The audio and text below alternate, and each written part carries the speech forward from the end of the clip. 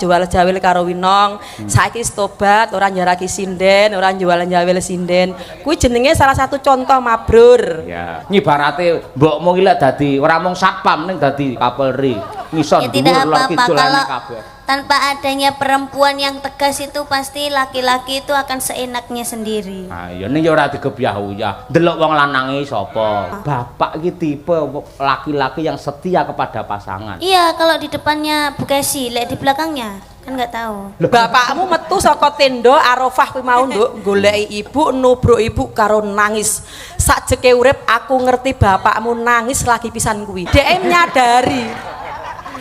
Nyadari yen dheweke iki duwe dosa akeh karo ibu. Maune ora gelem njaluk ngapura. Gengsi. Iso dosane bojone diwirang-wirang ning kene lho ya. Lho iku kanggo pembelajaran. Penong nggih tombo ngantuk, Truk. Ayo. Mak gragap ya aku. Ayo.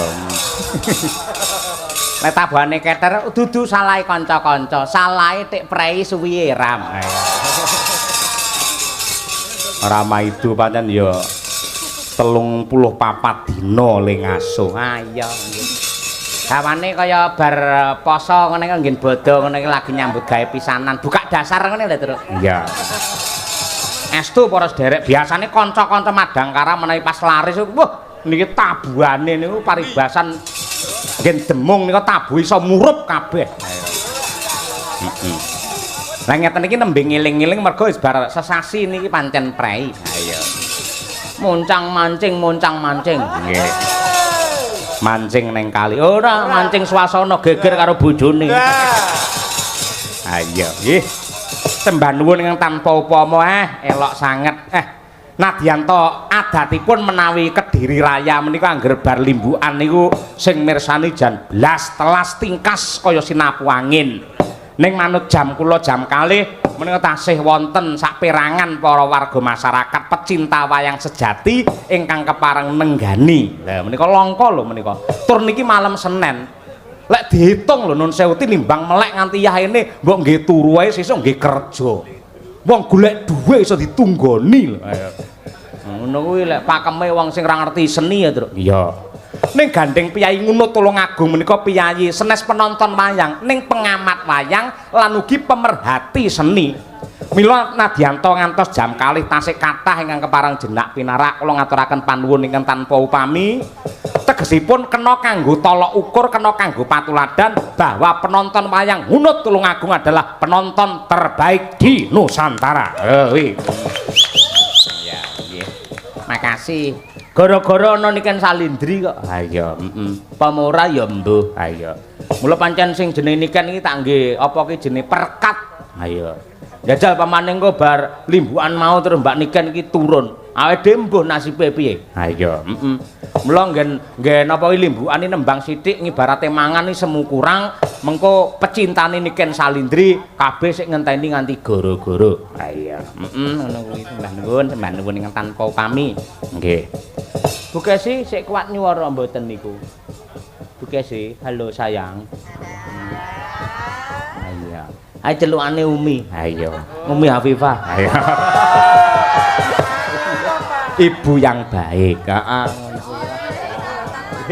Bijaksana. Lha bijaksana baik. Kaji yo diengkel ngawut ya. Aku pun halo Mas Bagong. Wingi mantuk king tanah suci jenengan watuk pilek ra iso nyuwara. Tak kira iki Bu Kesi iki ora lara watuk ora gerok lho. Omong karo aku, Mas, mlebu rene tak omongi. Tak kira lek mbisiki aku ngejak nyapa to nyapa ngono.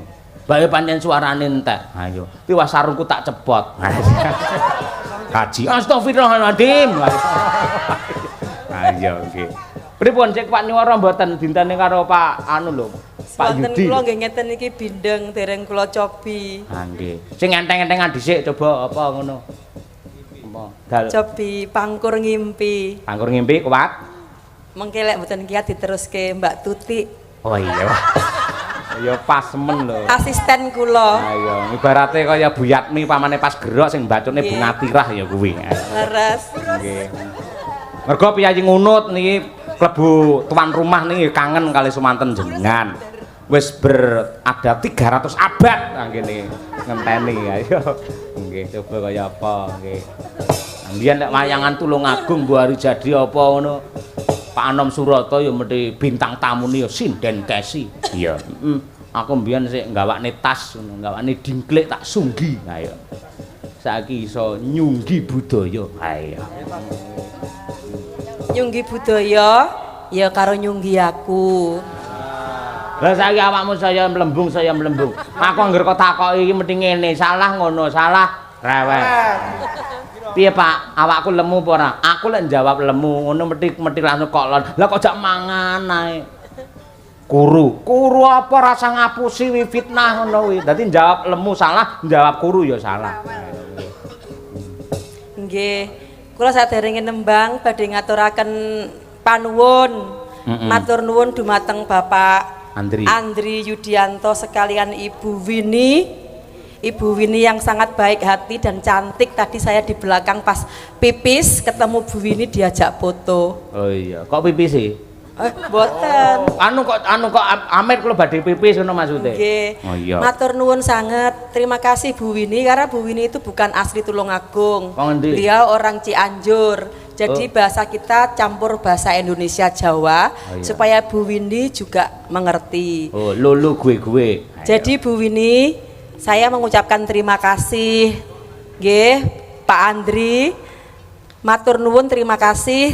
Dalu niki sampun malam ini sudah diberi kehormatan untuk menghibur keluarga besar Bapak Andri sekalian Ibu Winnie. Amin. Semoga acara membangun nikah ini mendapatkan berkah dan rahmat dari Allah Subhanahu wa taala sehingga keluarga Bapak Andri dan Ibu Winnie diberikan kebahagiaan, murah rezeki, yang melimpah barokah, sehingga bisa ibadah di tanah suci Mekah dan Madinah.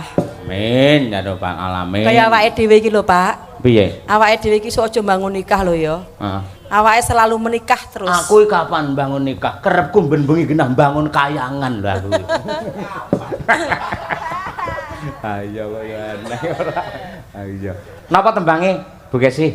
Cobi ngimpi nggih. Nah, coba bawane tok mawon. Nggih, bawane engko ben dibacutke karo anak wedok niken kaya apa lek nembang cara klasik sik kelingan apa ora? Ha iya. Nah, engko ben ora nembang.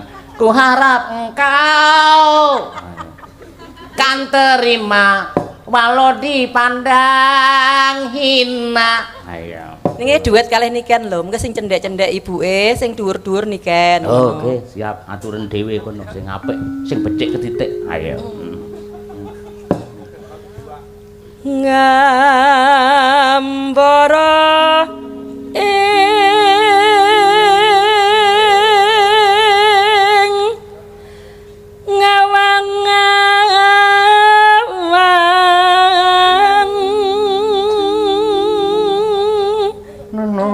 melu ngempet ambekan Bu aku ora.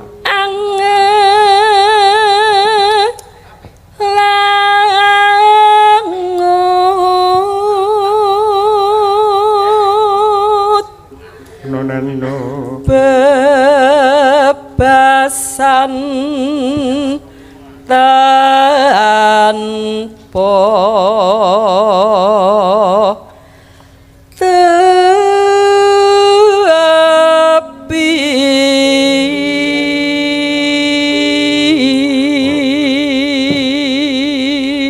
atase gerok suarane entek sik ungkule kok ya ngono. Lek ora bojoku apa eneng ngono kuwi. Alah pret gombal. Estu Pak Andri kalih Bu Winnie, jane Bu Kesiwa ajeng izin mboten tumut ra iso.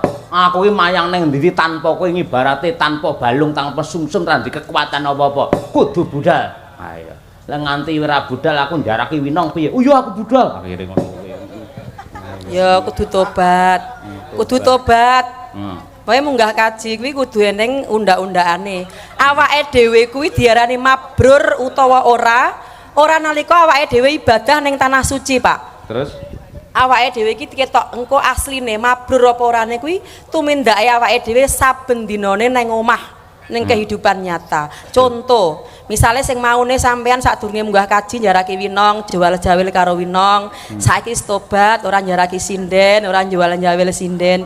Kuwi jenenge salah satu contoh mabrur. Ya. Sing biyen sampean cetil sedakoe mung 20%, ning bareng-bareng munggah kaji sampean dadi 50% kabeh disodakoi. Kae penonton ke jika perlu diparingi 50.000.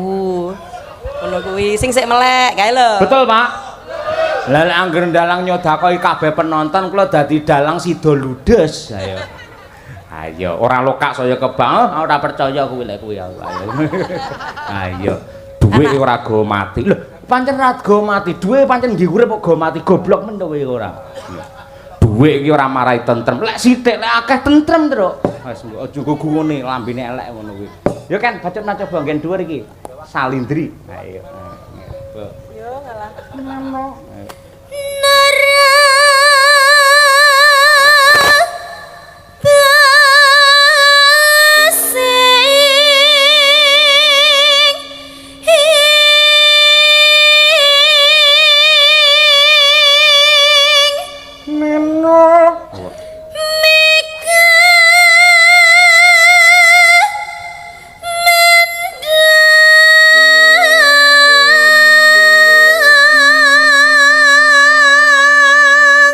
Terus mibar ngitari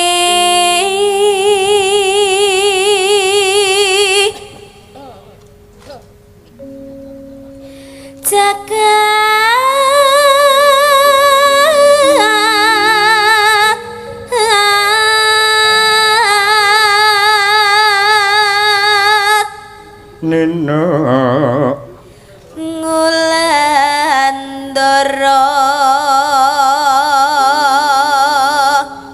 ngamborong unggahi gunung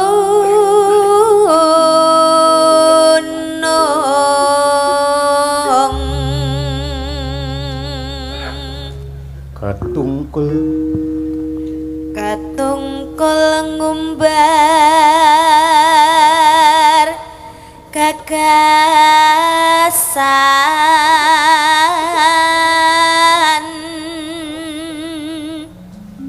satemah kinowo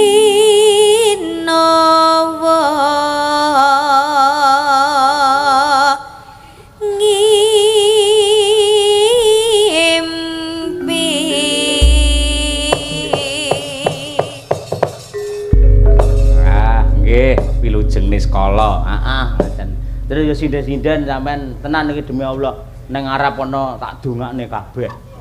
Muga-muga ya si Birgita menjadi seperti jenenge Setiani menjadi wanita yang setia kepada siapa saja. Ayo. Winong ya dadi bocah sing salehah. Si apa jenenge Niken iki tak dongake iso sempulur anggene lancar sukses. Terus sapa Dian tak dongakne tetep putrane kabeh ya saleh kabeh, bekti marang Rama Ibu. Marang Ibu ding Rama ora apa-apa rasa. Ayo. Marang Rama Ibu. Mbak Lia ya tetep tak dongane seger kewarasan cak keluargane. Mbak Tuti ya diparingi tobat ora nyembah batu meneh. Ayo. Nyembah apa? Nyembah batu. Atwal kalin ayo. Nggih. Ya kan jumeneng alon-alon coba kaya apa? Klasikine ra apa to, Kan? Nggih, Pak. Ra apa to? Nggih, tapi kula sambil nyawang liriki, Pak. Lirik ra apa-apa, disawang langsung ora apa-apa kok. Ayo ora apa-apa. Kali jumeneng. Jumeneng, aja lali esuk tanggal 12 neh ning Pekalongan. Aja diundar-undur to, sak rombong aku lho. Lho, Pak, trouble lho, Pak. Mundur moja maju, ayo ora nggih. Trouble jenenge. Ayo. Anak salah saya apa? Lah piye lho sing nanggap lek Pak Dalang mboten kersa maju, mboten wayangan mawon kula tak campur sari niken. Purun maju aku ya ngono ayo. Nggih. Elok tenan ayo. Perbawane lho, ketrimane nganti kaya ngono. Muga-muga ketrimane siniken iso ditampa nular ngene Mbak Trihastuti. Ayo. Diterima Tuhan Yang Maha Esa. Ayo. Ayo nggih. Monggo Mbak Niken Salindri ya. Sripat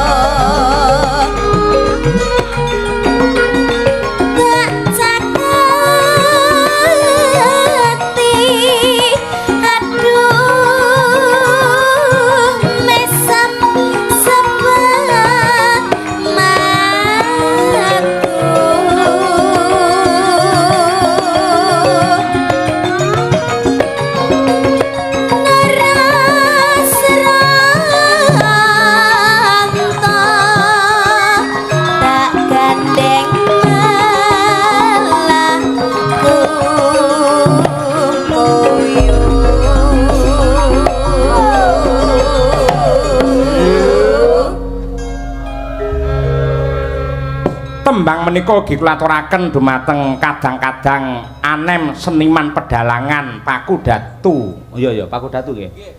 Saking Tulungagung mligine Mas Sita Bagaskara. Wisnu Murti. Ha iya, Uga Mas Ndaru. Pak Sentot, Pak Sumari. Enek Mas Irwan. Ada. Wah, nggih Mas Irwan. Kabare sore mau nyampur sari. Ayo. Saiki kepareng nusul. Wah, jan. Muga-muga Mas Tewel tansah diparingi suci katresnane marang budaya.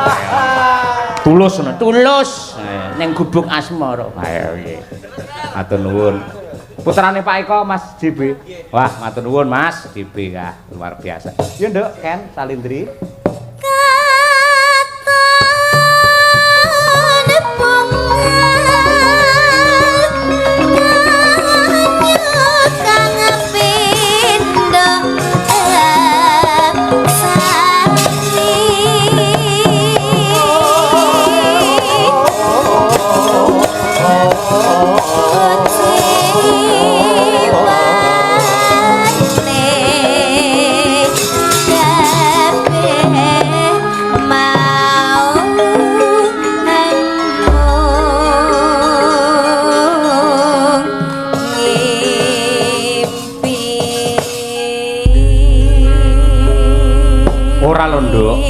Sampeyan iki jane lak wis sukses wis lancar di dunia musik gitu.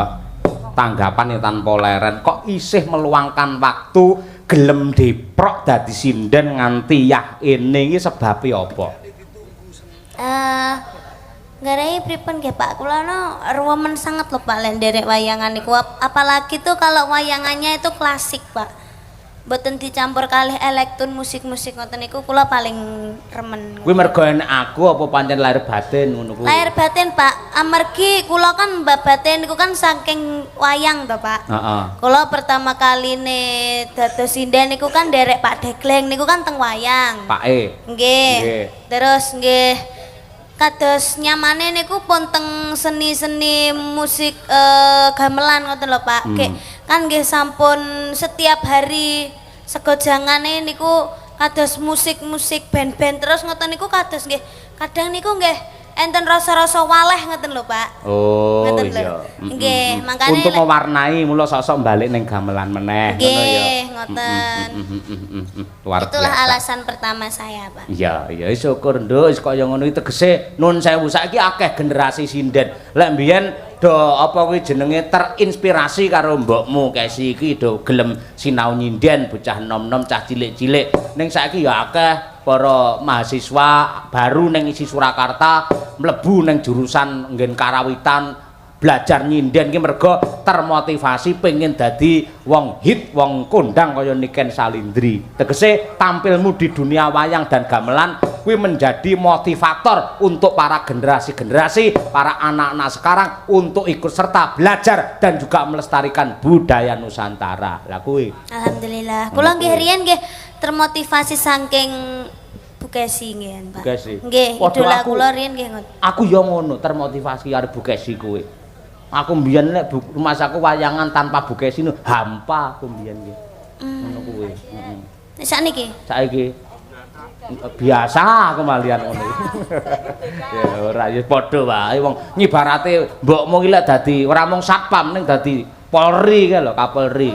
Ngison dhuwur lor kidul kabeh. Tanpa adanya perempuan yang tegas itu pasti laki-laki itu akan seenaknya sendiri. Ah iya ning ya ora digebyah-uyah. Delok wong lanange sapa ngono kuwi. Tapi rata-rata semua laki-laki gitu sih, Pak. Ah iya, rata-rata ki lek ora semua to. Semua. Loh, semua ora. Semua. Bapak iki tipe laki-laki yang setia kepada pasangan. Iya, kalau di depannya Bu Kesi, lek di belakangnya kan nggak tahu. Loh, kowe tek ngerti lah aku seneng ke belakang. Piye to, Pak? Piye ta, Pak? Ndek bocah iki. Tapi insyaallah Pak Cahyo sekarang sudah tobat ya, Pak ya. Sik omonganmu ora penak belas ngono. Kaya aku mbiyen iki tau dadi maling ngono iso tobat lho. Enggak. Maling perasaan. Lho perasaan kan yo Bu Kesi tok, mbokmu tok. Oh. Kapan enek kabar aku seneng karo wong wedok ngendi lho, ora tau to. Iya kah? Primpen mergane aku iki. Oh. Malah primpen ora iki. Ya sak bisa-bisa dadi wong iki mbok sak propirane kepengin luwih becik ngono lho kan. Aku ngrumangsani dosaku ya pirang-pirang kanthi wingi iki sowan ning tanah suci mung iso nglebur lan nyuda marang akeh dosa sing tak sandang ngono kuwi lho. Nduk Niken, Dalem, Bu. tak critani pengalamanku ning Mekah ya. Nggih, nggih. Kuwi pas wukuf ning Arafah. Nggih. Kuwi titik wong diarani dinobatke dadi haji kuwi yen wis berdoa ning Arafah nalikane jam 12 awan nganti lingsire srengenge jam 6 sore. Nggih. Nah kuwi mau kan wis ndonga sampai jam 2 awan wis Bapak Ibu panjenengan Bapak Ibu semua sudah dinyatakan sebagai haji. Semoga mabrur. Terus mutawipe muni ngene Nduk. Silakan Bapak Ibu yang punya suami atau istri menemui suami istrinya masing-masing untuk memberi saling bermaaf-maafan. Tenan Nduk, baru ki mau Bapak Ibu wis dinobatke dadi haji, nangis kabeh sak enek-eneke jamaah. Nggih. Ibu ya metu, goleki bapakmu tak telepon Pak, ndang metu. Nah, urung pengen metu si anak. Kaji. Astagfirullahaladzim. Seto. Umat. Bapakmu metu saka tenda Arafah kuwi mau Nduk, goleki ibu, nubruk ibu karo nangis. Sakjeke urip aku ngerti bapakmu nangis lagi pisan kuwi. Lek nubruk aku piye ngene? Bu, ya Allah Bu, aku njaluk ngapura ya Bu. Aku akeh nglarani hatimu Bu. Ngono. Sabatene ibu ya, iya Pak, wis tak ngapura bar iki aja mbok baleni meneh lek mun jarake sinden-sinden ya Pak. Aja mbok jarake meneh sinden-sinden aja omong lekoh-lekoh. Nah kuwi Nduk, dosane bapakmu ning kono kuwi. Dadi dhek nyadari.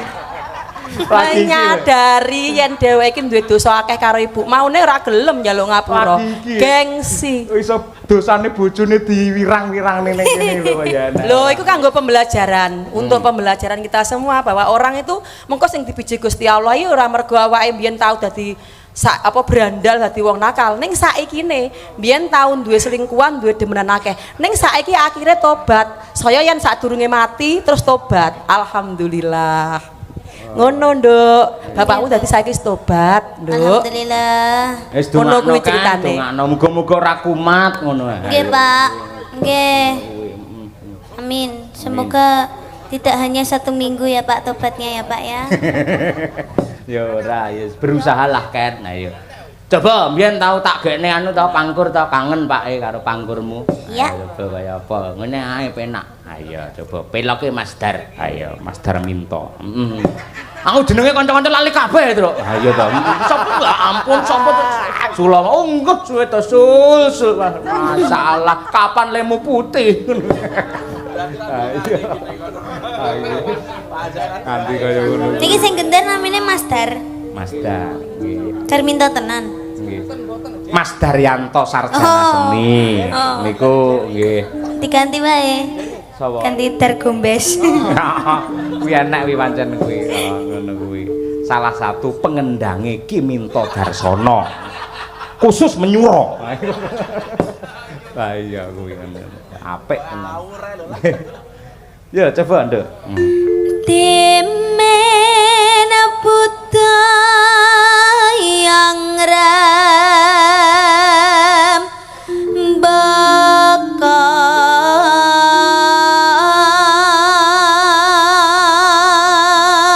Mas.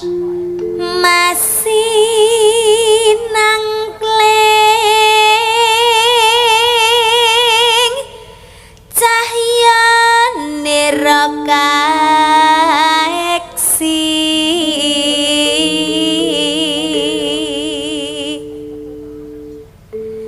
Nimas mesti kaning jantong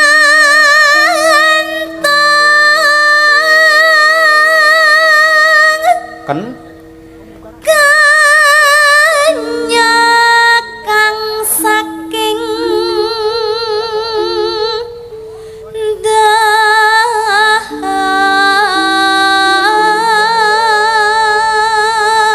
sa salawireng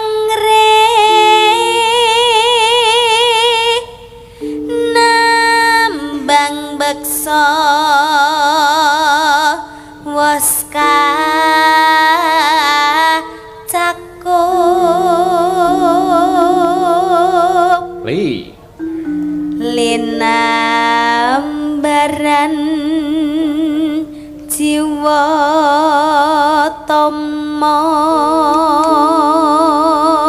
mlebet sambung wanci dalu Mas. Ayo. Driya sumarah mring Gusti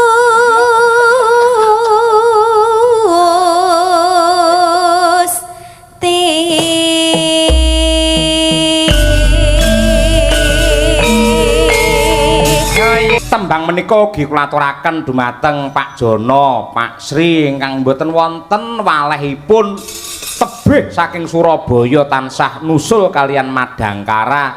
Ora mung ning Tulungagung, ora mung ning Nganjuk, ora mung Madiun, sok-sok awake dhewe mayang ning Solo barang ning Karanganyar ya nusul. Ha iya. Malah nggawa kanca anyar. Ayo. Nggih Bu, kecakaken tambahan baru ini caksinya. Ayo. Terpinter mijeti. Ayo. Nggih. Mbah nuwun karo anakku lanang kok Surabaya, masalah nang ndi mau cahe. Enten bocah niku budal lah SMP apa piye no. Bidak king Surabaya numpak sepur, piyambak tanpa kanca, babar pisan dugi mriki kula kaget iki kaya cah Surabaya kae tekan kene tur dhewe. Ha iya. Sing biyen ketemu nang ITS kae. Heeh, debar wayangan. Nek cah cilik sapa ki, Le? Kowe ngapa nang kene bar ningali wayang? Lho, lah terus randang mulih wayang wis bar ngenteni dijemput kalih bapak dereng dugi lek njemput. Lho, kaya ngono kuwi. Lah generasi-generasi do seneng budaya, seneng wayang kaya ngene ora bakal sing jeneng seni tradisi kepaten obor. Iya, kaya ngono kuwi. Nggih, Mbah nuwun. Yenong, wah minong Nawangsih, wah iki jan. Tak pantau ke tanah suci dek ya bintang tamu terus. Ha iya, bintang tamu anggarane kurang no kopere ditinggal. Ha iya.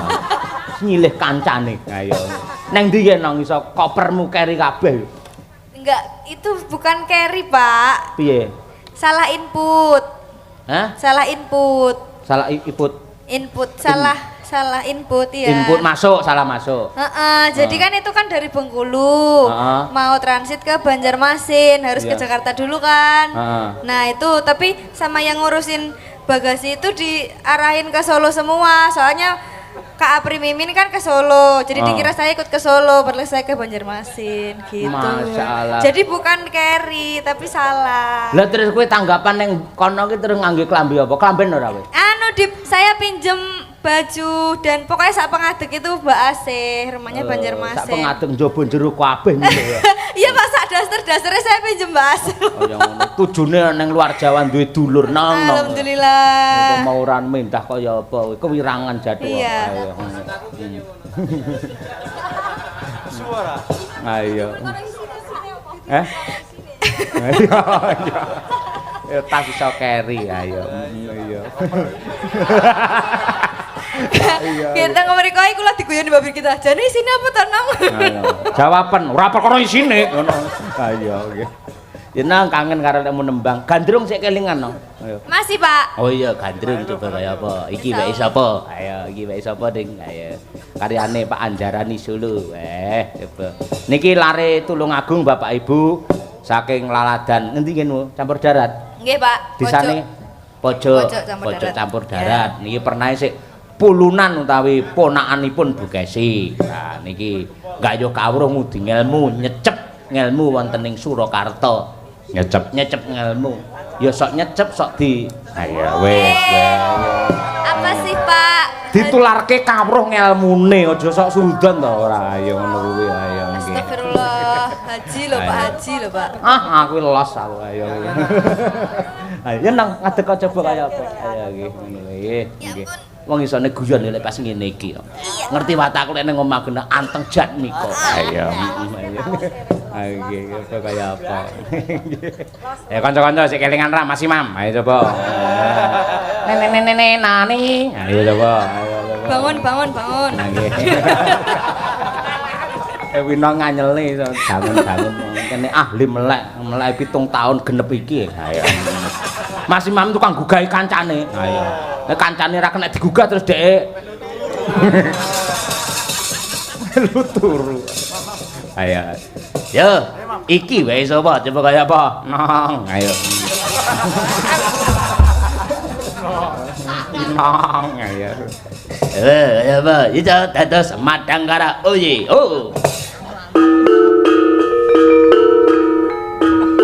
Bom sik. Op, ayo. Lah kan Pak, lho ngamakan jerone prene aja suwi Pak. Lah aku tuh sing salah, Pak aku sing salah kok. Lepas semua kan. Sang langsung saut. Ayo, lambene winong. Ayo. Ayo Mas Danang ayo dong. Ayo Mas Dwi semangat kaya ngono. Ayo. Ayo. Mumpung Mas Dwi puji rong joget. Ayo. Ngantuk joget ayo. Maka, yo.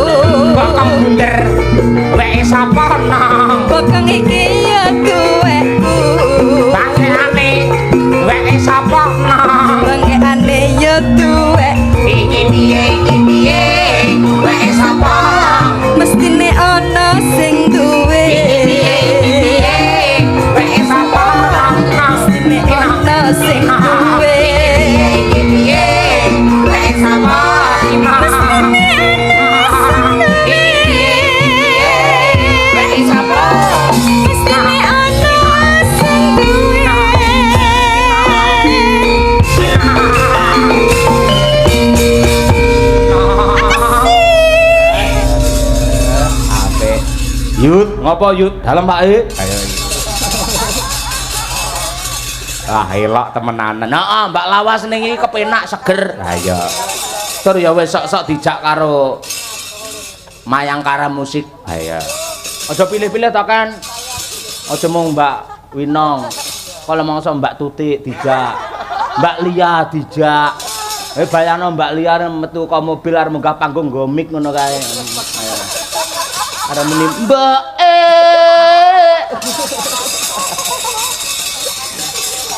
Mbak Tuti jangan rasa kok bayar, kok tak bayare dhewe. Aku pengen ngerti ning YouTube kaya apa polahe. Ayo. Yo kan gitu tupan baru ki sampean iso istirahat. Ayo, betul. Ben dikancani, Mbak Triastuti coba iki warga Mayangkara baru. Ayo, ayo. Mbak Munasiro, kowe ngapa tebir? Bir. Kenapa kamu? Kok enggak nyanyi? Nembe pilek. Pilek. Angkat tangan enggak bisa ini. Ya pokoknya jangan yang tinggi-tinggi nadanya. Oh iya wis engko ngadeg-ngadeg. Ayo gampang. Ayo nek kancane akur ayo karo Andi Babu Dek. Ayo. Ayo. Yuk. Nyanyi. Ayo apa? Sing-sang. Ayo apa nggih. Mbak Tik, ayo. Gampang. Ayo. Ora kuat disangakne. Ayo. Lawa gumandul iso 5. Ayo. Nggih.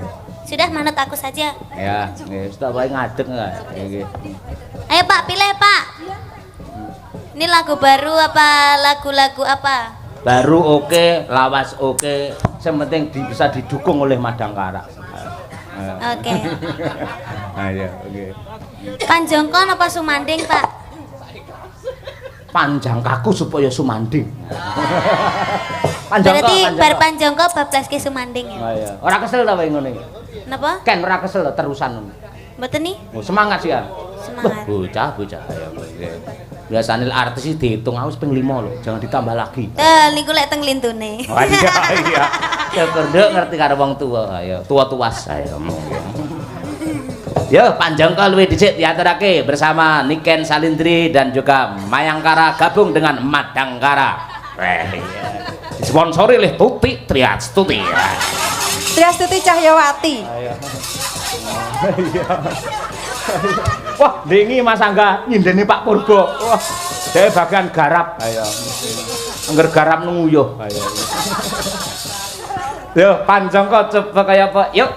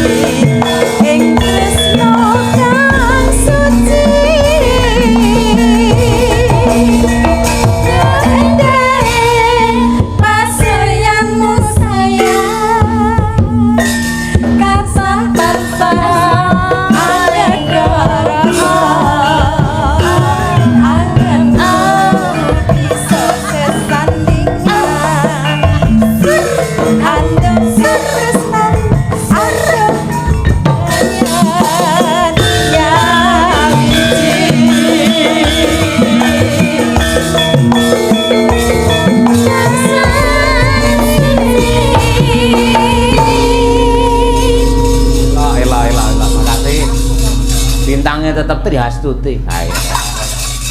Lah temenanan bae gak padha karo kancane. Allah. Liyane madhep ngidul daerah ngrangkul tembok.